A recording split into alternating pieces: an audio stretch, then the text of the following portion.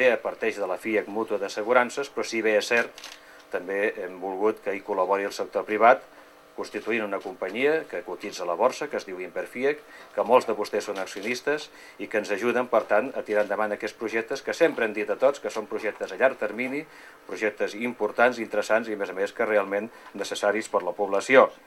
Jo inclús el definiria com un projecte socialment responsable, això que se'n diu avui, però que realment és així, pels seus objectius, però també, evidentment, inclús si ho mirem des del punt de vista intern del que serà el centre, serà un centre que intentarà ser al màxim respectuós amb el medi ambient, amb els consums, etc. Per tant, en tots els aspectes jo el definiria d'aquesta manera. La qualitat és allò que volem que sigui el signe distintiu de les iniciatives que neixen a Sant Cugat, siguin empresarials o siguin residencials. I aquesta reuneix tots aquests requisits.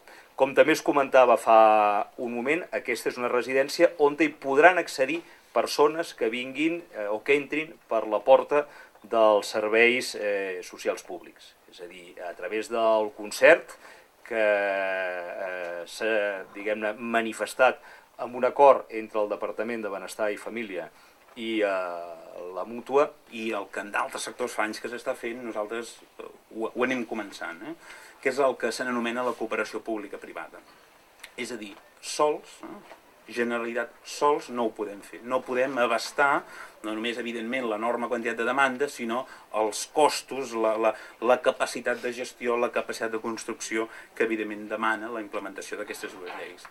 Com que sols no ho podem fer, diem, escolta, necessitem, evidentment, la complicitat de l'administració local, també aquí en tenim un bon exemple, però, evidentment, necessitem el privat. Privat mercantil,